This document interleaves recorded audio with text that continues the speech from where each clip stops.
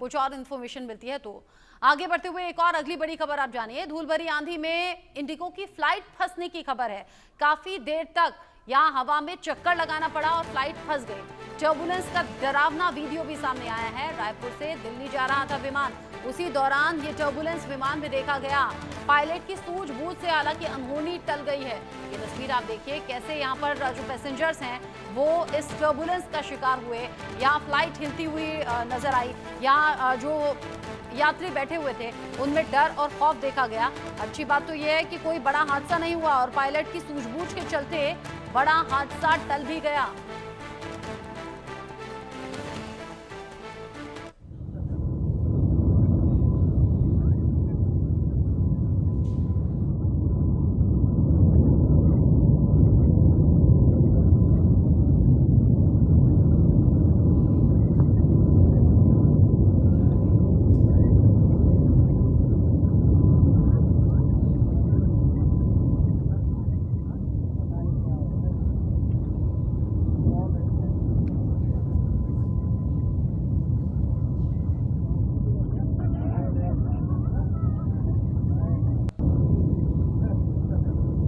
जरा सोच कर देखिए, जमीन से हजारों फीट ऊपर जब आप फ्लाइट में होते हैं उस वक्त ऐसा तूफान आपके सामने आ जाए, ये टर्बुलेंस का सामना आप अगर हजारों फीट ऊंचाई पर करें तो फिर क्या हालत होती होगी। धूल भरी आंधी में इंडिगो की ये फ्लाइट फंस गई। काफी देर तक हवा में गोल गोल चक्कर लगाना पड़ा। हालांकि बेहतर बात यह है कि पायलट की सूझबूझ के चलते ही कोई नुकसान नहीं हुआ और बहुत सावधानी के साथ में फ्लाइट नीचे आई। धूल भरी आंधी थी जिसके चलते पायलट को दिक्कत आई और उसी दौरान जब टर्बुलेंस का सामना विमान कर रहा था उसी दौरान एक पैसेंजर ने ये वीडियो बनाया। ये डरावना वीडियो है, आवाज से ही आप समझ सकते हैं। साथ ही जिस तरीके से फ्लाइट हिल रही है, पैसेंजर्स अपने हाथ से अगली सीट को पकड़कर कुछ संभलने की कोशिश कर रहे हैं। धूल भरी आंधी थी, बिगड़े हुए मौसम में विमान का सफर करने वालों को इस तरह की दिक्कतें आती हैं। टर्बुलेंस का डरावना वीडियो अभी पिछले ही दिनों जब आंधी तूफान बारिश आई थी तब भी इसी तरह का टर्बुलेंस विमान में लोगों ने देखा था। उस वक्त भी ऐसे वीडियो आए थे। आदित्य वधावन इस खबर को लेकर ज्यादा अपडेट के साथ जुड़ गए हैं। आदित्य, डरावना ये वीडियो है, अच्छी बात यह कि कोई नुकसान नहीं हुआ। जी बिल्कुल रत्ना, अगर आप देखेंगे तो इंडिगो फ्लाइट नंबर 6E6313 जो रायपुर से दिल्ली आ रही थी उसको टर्बुलेंस हुआ। डस्ट अब बहुत ज्यादा आंधी की वजह से, इसी वजह से पायलट को जो है दोबारा से जो हवाई जहाज है उसको ऊपर करना पड़ा ताकि वो दिल्ली में सेफली लैंड करवा सके।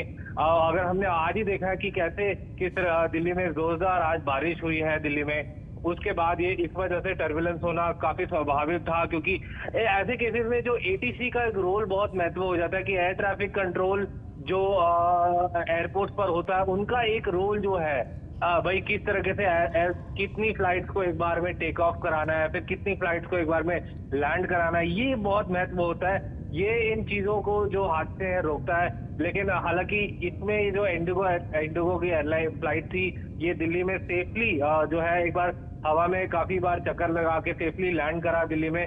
और पायलट ने अनाउंस करा फ्लाइट के दौरान कि जो विंड स्पीड थी वो 80 किलोमीटर प्रति घंटे की थी और उसके बाद भी उन्होंने किस तरीके से मैनेज करके ये करा। तो ये देखने वाली बात रहेगी कि यहाँ पर एटीसी का रोल, खराब मौसम हो तो एटीसी का रोल एक बहुत महत्व हो जाता है। जी अच्छा, आपने बताया कि एटीसी का रोल क्या होता है और कैसे आंधी तूफान बारिश में फ्लाइट फंस जाए तो चुनौतियां आती हैं। यहाँ चुनौतियां पायलट के सामने भी आई।